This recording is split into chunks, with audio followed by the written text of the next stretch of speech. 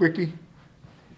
You know, obviously, first quarter, you know, we struggled coming right out of the gates. I almost think the speed of the game kind of surprised us a little bit. I did think we settled down in the middle of the second quarter, moving into the late second quarter. Then took a shot with that fake punt, and we made it, and we hit it. Thought that, obviously gave us some juice, and, then we give it right back to them. So that was disappointing, for sure. Got to stop, we just give too many plays away. But it's like I told the guys, that was an opportunity of a lifetime. Playing an SEC opponent in your building. And, I just want you to know, there's nothing wrong with their effort. There's nothing wrong with how they go about their business. The bottom line is, we got beat by the better team today. And, second half, we couldn't get anything going, either side of the ball. So, that was obviously disappointing. On defense, Jalen Stewart and I can't even read this. Jarrell Johnson both had, good tackle numbers, and our receiver, James, he was him. That's what he is. So happy with him. He had a pretty good day here. 6 catches for 80 yards. So there's nothing wrong with that. That's a pretty good day. But outside of that, there's a reason they play in the SEC. And like Eli said, you guys, when you watch tape of you guys a year ago, it's not even close to where you are now. But bottom line is, we're not where we want to be, and we will get this right. I'm telling you now, this will get right, and we're working hard at it. And I'll tell you, you got a good group of young people that wear the UMass logo across their chest. You touched on the sequence before halftime where Tyson threw the pick, and then they go down and get a field goal. It was kind of a 6-point swing there. Yep. How did that kind of suck the life out of the team, I guess, going into halftime? See, and that's the thing. People say, oh, you're struggling with, negative performance and it drags you down. Well, maybe it does, but you need some good things to happen, like happened to us in the last 4 weeks. I mean, it's like, we played a good team last week and, beat Notre Dame, but, we didn't get it done. And that right now, like here the last 2 years, it was like looking for positives to get the kids to continue to compete and get better.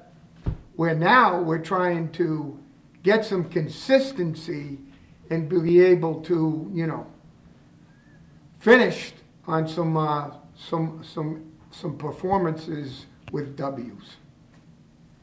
Coach, this is one of the most attended home games for UMass in the past couple of years. Did anything about today's atmosphere feel different to you? You could feel that there were more people there. Is that what you're asking? Yeah, I felt that. To be honest, when you go out and you're coaching, you're just worried about the guys in front of you and the guys next to you. So, that's about all I can really add to it, because I really can't give you, good logic on it, and how I feel, because it's really secondary to the primary job at hand. What's your assessment of Tyson's performance this afternoon? Well, you know, he's not the Lone Ranger, you know. And obviously, the one thing that I'll say, not his best effort. Probably one of his, you know, not one of his best. But at the same time, everybody's got to help the guy. I mean, the guy's getting hit too. And we got to do a better job protecting him and a better job of, you know, taking care, you know, just executing around him, because, you know, there's too many things happen. Even at the end of the game, we fumble. I mean, those things drag you down. So that's all I can really say on that one. What can you take? I can tell you this: he's a talented guy now. So if that's what you're asking, like, we put him on the bench, you know, I'm not doing that. You mentioned twice before, though, that you see him playing on Sundays. And, you know, so that wasn't that. I just wanted to know. I mean, completion percentage was like kind of down today. Yeah, I mean, he was what? What was he today? 85.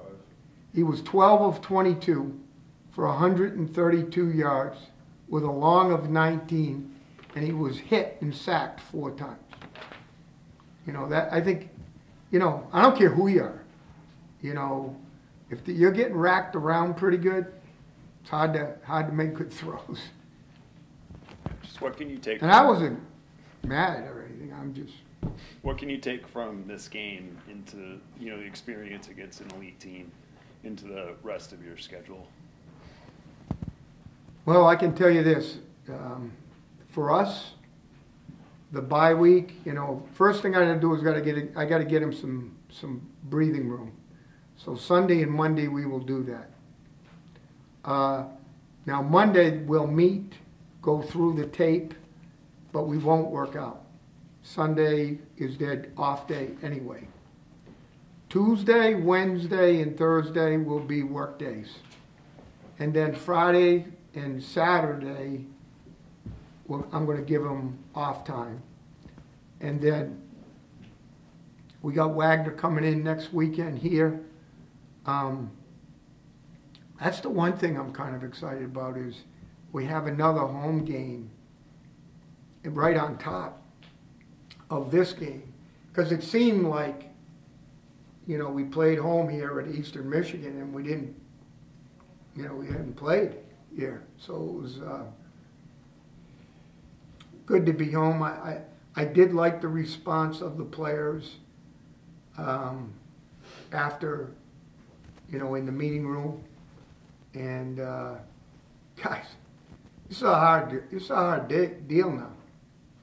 I mean, you got guys looking at you from every which way, and all they're looking for is some help and trying to get better as a football player. And to be quite honest with you, that's all I'm trying to do, is help them get better.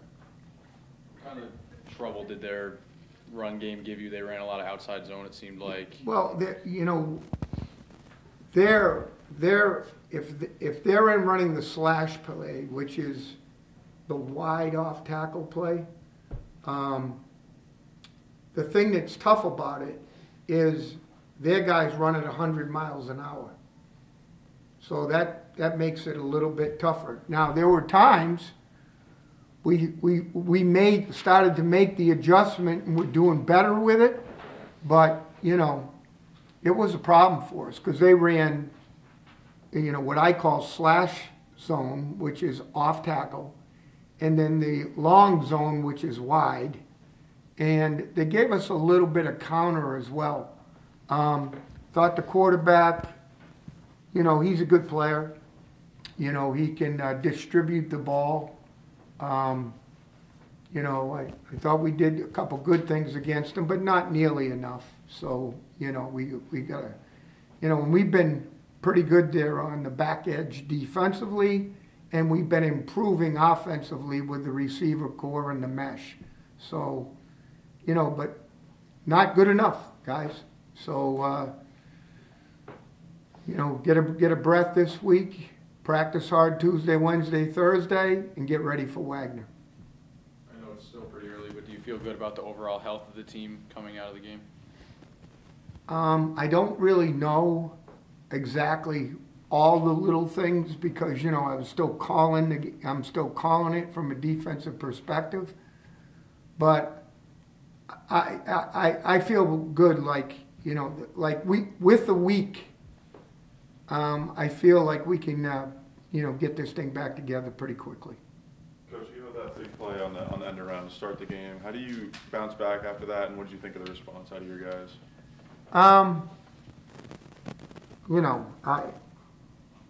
Those things are tough. Those plays are tough. And they're talented. I mean, Now, just remember, they got beat 42-3 last week. So in the SEC. So, they're not perfect either.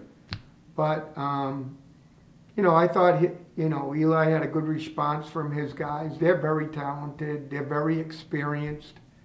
And, I didn't think we were great at all in the first half. Thought we got pretty good, I guess you could say, to close out the second quarter. We showed some signs of, playing some of the run plays. And we hit him with a couple of pressures, got him good on the, the field goal opportunity. So we got him good in that realm, but